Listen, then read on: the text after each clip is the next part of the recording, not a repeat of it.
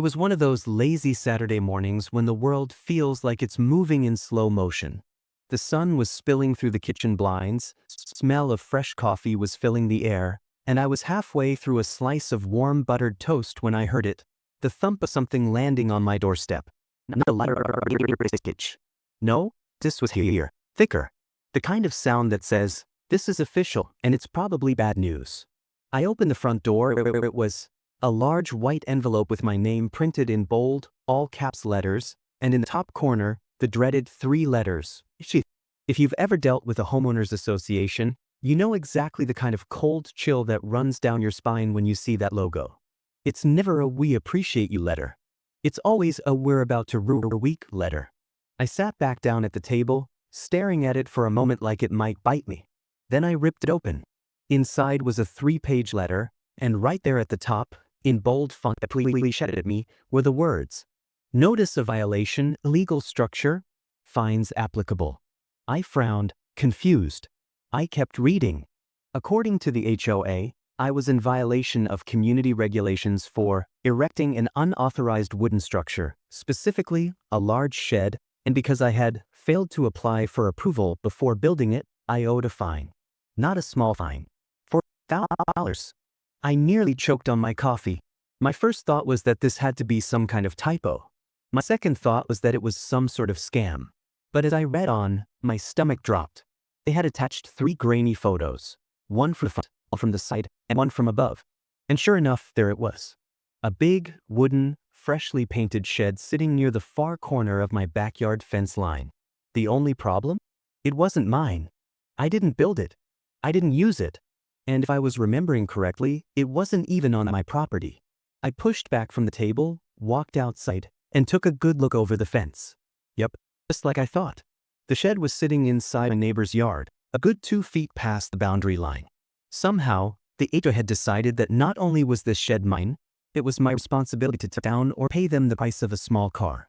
And just like that, my quiet Saturday morning had turned into the opening scene of a war I didn't ask for. I didn't waste time.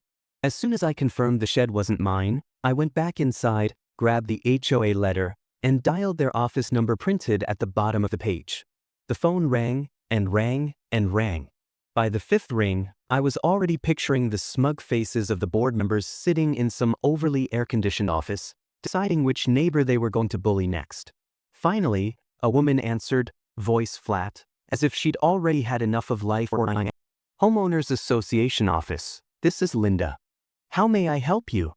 I took a deep breath and started explaining. Hi, my name is your name, and I just received a notice saying I'm being fined $40,000 for an illegal shed. The thing is, that shed isn't on my property. It's actually... She cut me off. What's your address? I gave it to her. I heard her keyboard clacking in the background, the faint hum of an office printer somewhere far away. She said after a long pause. According to our property survey, the shed is on your lot. The fines are valid unless you remove it or file for retroactive approval. I could feel my voice getting sharper. Linda, I've lived here for years. I've never owned a shed, never built one, and the one in your photo isn't even inside my fence. It belongs to my neighbor. Well, she said, in the tone people use when they're done listening but pretending to care, our survey says otherwise. You're free to dispute it at the next monthly board meeting. Until then, the fines will continue to accumulate. Accumulate? I almost laughed. They were talking like they were charging me rent for a building they didn't even own. I asked, when is this meeting? She rattled off the date, 2 weeks away. That meant 14 days of my name sitting on their violation list, 14 days of this fine hanging over my head like a guillotine. I hung up, but not before she gave me one last passive-aggressive send-off. Remember to bring any documentation you feel supports your claim. I stared at the phone in my hand for a moment, a mix of frustration and disbelief building in my chest. If they wanted documentation, I was going to give them documentation. Not just printouts from Google Maps, not just pictures from my backyard. I was going to get the official, legally binding proof that the shed wasn't mine. And if the HOA wanted to fight, I was ready to fight. The next step was clear. I was going to the county records office.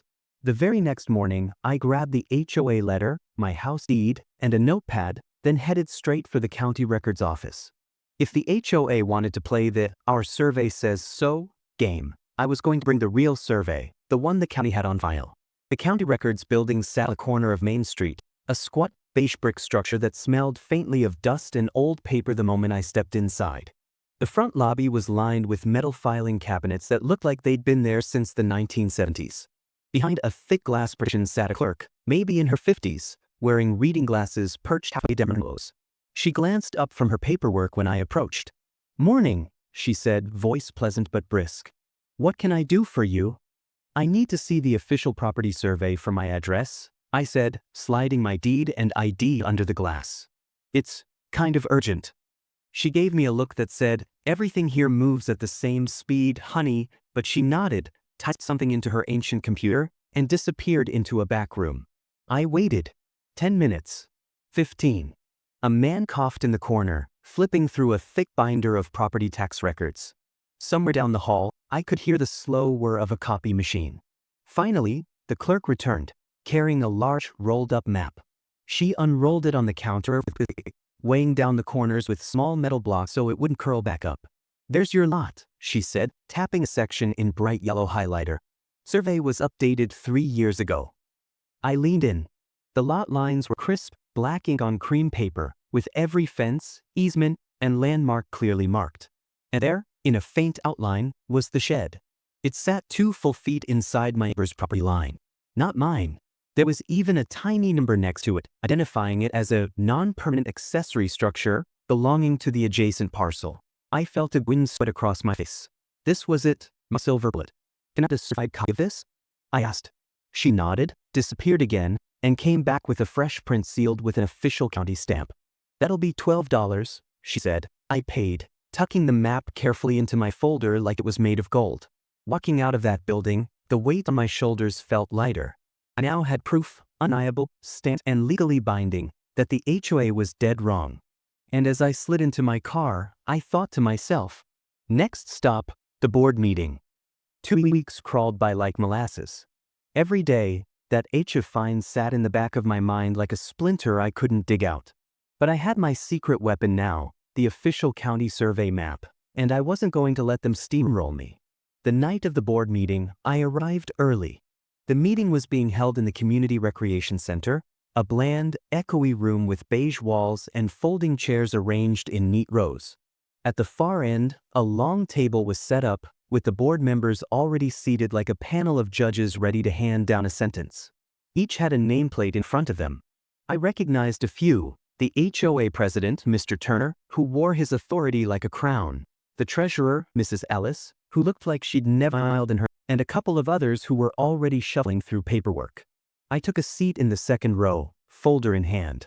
The air was a mix of stale coffee, printer ink, and the faint scent of floor cleaner. A small stack of meeting agendas was laid out on a side table, and I grabbed one. My case was item number 7, property violation, unauthorized structure. Perfect. Lucky number 7. The meeting began with the budgets, landscaping complaints, a minor debate over whether the pool gate should be repainted. But I wasn't really listening. I was rehearsing my words in my head, going over the facts like a lawyer before a trial. Finally, Mr. Turner adjusted his glasses, cleared his throat, and said, "Next on the agenda, violation case number 2025-17. Homeowner, your address, regarding an unauthorized shed. Would the homeowner please step forward?" I stood, every eye in the room turning toward me.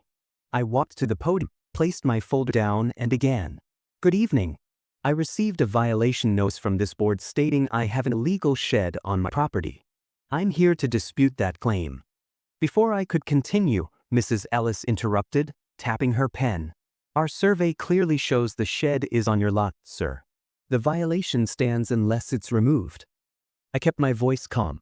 "With respect, your survey is wrong." That got a murmur from the small aunts behind me. Mr. Turner leaned forward. "And what exactly makes you so certain, mister? Your name?" That was my cue. I slowly opened my folder, pulled out the large county survey map, and laid it on the table in front of them, sliding it across so everyone could see. "This," I said, "is the official property survey from the county records office, dated 3 years ago. And shed is 2 feet inside my neighbor's property line, not mine." The room went silent except for the faint hum of the overhead fluorescent lights. One board member leaned in to get a better look, squinting at the boundary lines. Mrs. Ellis frowned, chewing the end of her pen. Mr. Turner's jaw tightened. "We'll need to review this with our legal counsel before making any decisions." I nodded, keeping my poker face, but inside I was grinning. He didn't have a comeback, not tonight. "Please do," I said, stepping back from the podium. "I'll await your written decision." I returned to my seat, heart still pounding. I could feel the eyes of other homeowners on me, some curious, some impressed, and a few maybe even silently rooting for me. I knew I'd rattled them, and I knew the next move was theirs. The day after the meeting, I woke up half expecting to find another envelope from the HOA shoved under my door. Nothing. For the first time in weeks, my mailbox was empty except for a grocery flyer and a utility bill. It was unsettling, almost quiet. I went about my day, but in the back of my mind, I kept replaying the expressions on the board members' faces the night before. Mr. Turner's tight jaw. Mrs. Ellis's frown. The way the treasurer avoided making eye contact with me after I dropped the county survey at the table. That look wasn't confidence. That was the look of people who just realized they might have made a huge mistake. By the third day, I figured I'd better check my email. That's when I saw it, subject line in all caps. "Pending review. Do not make changes to shed." I opened it. The message was short and sterile. "Your name. The board is reviewing your case regarding the alleged unauthorized structure. Please refrain from any changes to the shed in question until further notice. You will be notified in writing once No apology, no acknowledgement provided rock-solid proof. Just a vague, "we'll get back to you." I sat back in my chair, smirking. This was stalling. They were trying to buy time, maybe hoping to find some obscure loophole that would still pin the blame on me. But here's the thing about HOAs. When they go quiet, it's because they're scrambling. And when they're scrambling, they start making mistakes. Over the next week, I noticed little signs that confirmed my suspicion. One afternoon, I saw two unfamiliar men in polo shirts walking along the fence line and my neighbors. They carried clipboards and kept pointing at the shed, occasionally glancing toward my house. A neighbor down the street casually mentioned she'd been approached by an HOA representative asking if she knew when the shed was built. The HOA's usual weekly newsletter, the one they always emailed like clockwork, skipped a week. It was subtle, but the pattern was clear. They were digging. And the more they dug, the closer they'd come to the same conclusion I had already handed them on a silver platter. That shed wasn't mine, had never been mine, and their $40,000 fine was nothing more than a baseless power move. Still, I couldn't let my guard down. I kept my folder of documents on my desk, ready to grab at a moment's notice. Because if I knew anything about this HOA, it was that they'd rather twist themselves into a pretzel than admit they were wrong. Another week went by before the letter arrived. I saw it the moment I opened my mailbox. Thick envelope, official HOA logo in the corner, my name typed neatly in bold black letters. I took it inside and set it on the kitchen table. For a few seconds, I just stared at it, letting the tension build. This was it, the verdict. I slid it open with the edge of a butter knife and pulled out a letter. Subject: Final determination, alleged violation case #2025-17. Mr. Your name. Upon review of county property records and in consultation with our legal counsel, the board has determined that the structure in question is located on an adjacent property and is therefore outside the jurisdiction of this association. All fines related to this matter have been rescinded. That was it. No apology, no, sorry for trying to charge you $40,000 for that you don't own. Not even a thank you for your patience. Just a cold, bureaucratic "we lost." I set the letter down and leaned back in my chair, smiling to myself. I'd done it. I had stared down the HOA and won. It felt good, really good, but it also made me realize something. They weren't about to forget this little embarrassment anytime soon. And as if to prove my point, just 2 months later, I saw a brand new violation notice posted to my neighbor's front door. I was out in my yard watering plants when I spotted the bright orange paper flapping in the wind. I could see the word "structure" in bold from 20 feet away. Sure enough, the shed had finally landed in their crosshairs, exactly where it belonged. Later, over a casual chat across the fence, my neighbor shook his head and laughed. They're saying my shed violates community aesthetic guidelines now. Can you believe that? I didn't say much. Shrugged, slow sip from my glass of iced tea, and said, "I guess better you than me." The truth was, I felt a little bad for him, but not bad enough to forget how close I'd come to being in his position. That's the thing about H's. You might win a battle, but the war never really ends. For now, though, I was happy to savor the small victory and enjoy the peace of knowing that for once, they had to admit I was right. And deep down, I knew one thing for sure. The next time the H came knocking, I'd be ready.